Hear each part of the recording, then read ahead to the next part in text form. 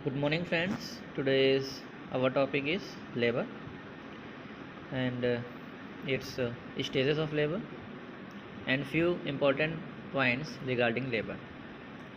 Now start. Labor is also called parturients. True labour pain के क्या क्या characteristics होंगे। First, felt in means feel होगा, pen जो भी होगा वो फील होगा। रेडिएट ऑल्सो मीन्स 1.2 से लेकर अदर पॉइंट तक जो भी पेन है वो रेडिएट करेगा, स्प्रेड होगा। Next, increase intensity time, contraction time वो क्या होगा, काफ़ी तेज होगा और जैसे जैसे ड्यूरेशन होगी वो इंक्रीज़ होता रहेगा। Next, formation of bag of water. जो ये formation of bag of water means ये कह सकते हैं कि while baby is in womb, जैसे कि कोई जब बच्चा वूम्ब में होता है तो वो कहाँ होता है, एमनियोटिक फ्लूइड में होता है या एमनियोटिक सैक होता है, उसके अंदर एमनियोटिक फ्लूइड भरा होता है तो उसको एमनियोटिक सैक में बच्चा है। तो जो एमनियोटिक सैक है उसके फॉर्मेशन में दो मेम्ब्रेन हेल्प करती हैं, एमनियन एंड पोरियन। तो this is a formation of bag of water. Next, तो this is a characteristics of true labour pen.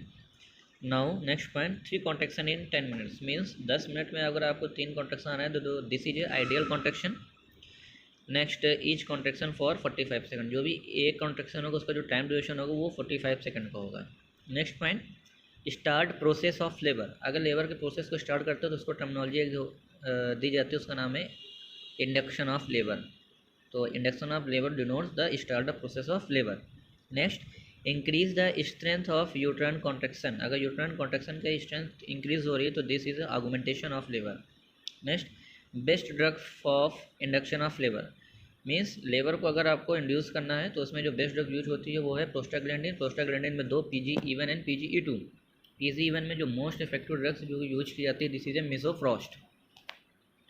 Next, Bishop score, ये this is a diagnostic test. इसमें हम लोग क्या क्या चीज़ें मॉनिटर करते हैं। फर्स्ट तो ये है कि इसमें जो भी हमारा एक जो पैरामीटर उसमें 1 से लेकर 3 ईच पॉइंट में हमको ये मार्किंग करनी रहती है। और बाइसॉप स्कोर में हम लोग क्या क्या चीज़ें मॉनिटर करते हैं। फर्स्ट देखते हैं dilation of cervix, position of cervix, effacement of cervix, station of foetal head and consistency of cervix. This is a points जिसको कि हम लोग उसमें मेजर करते हैं, देखते हैं, मॉनिटर करते हैं। नेक्स्ट इसमें एक आता है मॉडिफाइड बाइसॉप स्कोर।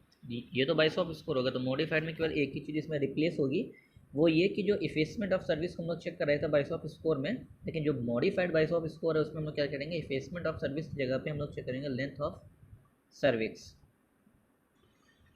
नेक्स्ट बात करते हैं कि अगर जो बाइसॉप स्कोर का जो स्कोर है अगर 9 है उससे अबव है तो this is a good for induction of labour means हम इंड्यूस कर सकते हैं लेबर को।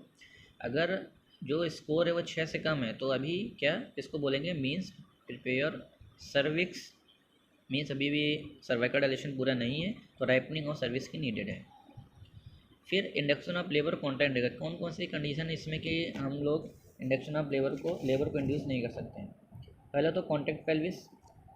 नेक्स्ट, CPD में हम लोग इसको एज ए बोल सकते हैं कि ऑब्स्टेट्रिक लेबर, या इसमें क्या होता है कि जो बेबी का हेड है या पेल्विस है मीन्स मदर की पेल्विस या बेबी के हेड में कहीं ना कहीं मिसमैच होता है डिफरेंट रिगार्डिंग साइज। नेक्स्ट आता है placenta previa. Placenta previa condition एक यह होती है जिसमें कि क्या होता है कि जो प्लेसेंटा होता है वो कवर कर लेता है opening the mother cervix. Next आता है ब्रो प्रेजेंटेशन। फिर हाँ, तो ब्रो प्रेजेंटेशन की बात करें तो brow presentation means this is a type of mal presentation, और इसमें देखा जाए तो neck is not extended as much as it face.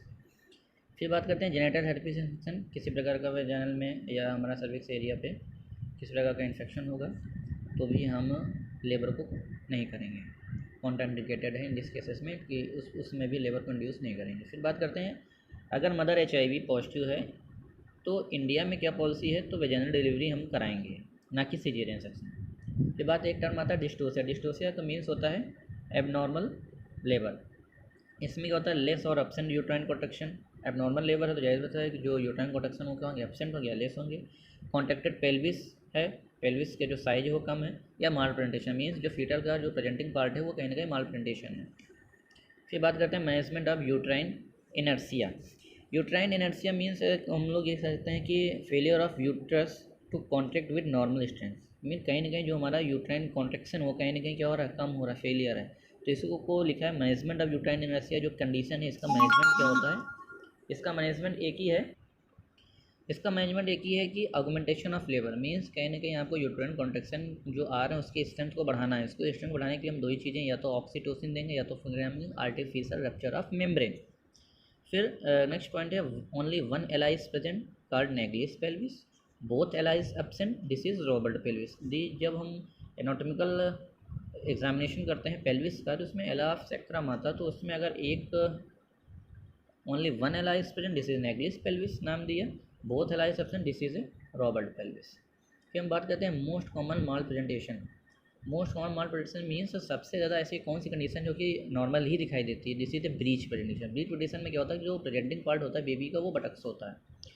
फिर most common cause of breach pre term delivery means समय से पहले डिलीवरी हो जाना, प्री टर्म। डिनोमिनेटर और बोनी पॉइंट ब्रीच में क्या होता है, जो ब्रीच मीन्स हमारा जो प्रेजेंटिंग पार्ट होता है वो होता है सेक्रम, उसमें डिनोमिनेटर और बोनी पॉइंट्स में क्या आएगा, सेक्रम एरिया ही उसमें होगा।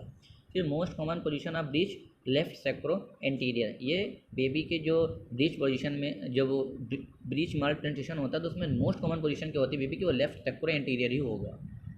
फिर सीक्वेंस ऑफ ब्रीच डिलीवरी, अगर ब्रीच डिलीवरी को हम कंसिडर करके उसको इंड्यूस करा रहे हैं लेबर को, तो डिलीवरी टाइम उनको क्या है उसमें कौन कौन स्टेप फॉलो करना। सबसे पहले हमको बटक्स को बाहर करना है, फिर शोल्डर देन हेड रिमूव करना है।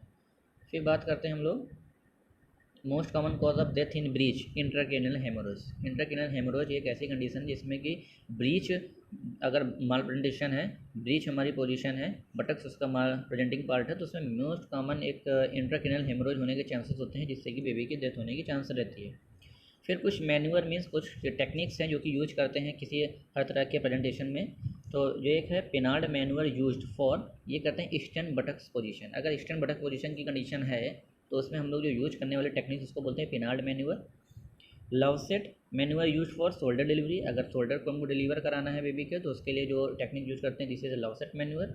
Groin traction manoeuvre use for fixed buttocks condition है तो यूज करेंगे। Marshal technique use for head deliver, head deliver के लिए जो टेक्निक यूज करेंगे this is marshal technique use for.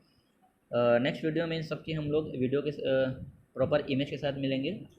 फिर है crates manure use for delivery of placenta, placenta को अगर हमको डिलीवर करना है तो हम लोग क्रेट्स मैन्यूअर को यूज करते हैं। Detergent manure use for normal delivery, normal delivery में जो कि सिफेलिक प्रेजेंटेशन होता है, बेबी का हेड प्रेजेंटिंग पार्ट होता है, उसमें जो यूज करने वाला मैन्यूअर या टेक्निक्स है दिस इज डिटर्जेंट मैन्यूअर, जिसे सिफेलिक प्रेजेंटेशन में यूज करते हैं। फिर हम लोग बात करते हैं टाइप्स ऑफ ब्रीच।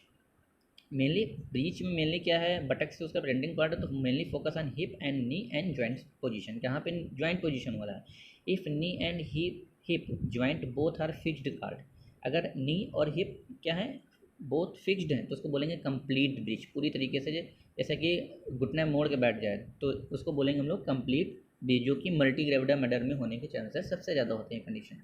अगर hip joint fixed and knee joint stand, hip हमारा फिक्स है जॉइंट और नी जॉइंट हमारा स्टैंड होते हैं, उसको बोलेंगे हम लोग फ्रैंक ब्रीच। ये प्राइमरी जो ग्रेविडा होती मदर उसमें होने के चांसेस सबसे ज़्यादा करते हैं। बोथ नी और हिप जॉइंट एक्सटेंड, अगर हिप और नी जॉइंट दोनों ही एक्सटेंड है तो उसको बोलेंगे footling breech presentation. If leg joint flexed and hip extend this is a knee presentation. Cord prolapse के चांसेस किसमें होते हैं, नी एंड फुटलिंग प्रेजेंटेशन जो होता है जिसमें कि कॉर्ड प्रोलैप्स के चांसेस सबसे ज़्यादा रहते हैं। फिर बात करते हैं largest and longest antero posterior diameter of fetal skull. तो ऐसा कौन सा एंगल है, ऐसे कौन सी डिस्टेंस, ऐसा कौन सा एक्सिस है जिसको कि हम लोग क्या बोलते हैं largest and longest diameter of fetal skull, this is a mento vertical diameter. ये कितना होता है 14 सेंटीमीटर का होता है। फर्स्ट लार्जेस्ट एपी डायमीटर इसको बोलते हैं। और अगर पूछा जाए first largest AP diameter, AP means antero posterior diameter, तो आपका आंसर आएगा mento vertical diameter this is 14 centimetre. अगर पूछा second largest antero posterior diameter तो आपका आंसर आएगा सब मेंटो वर्टिकुलर और occipito frontal means occipito means back area and frontal area, occipito frontal diameter जो होता है 11.5 सेंटीमीटर।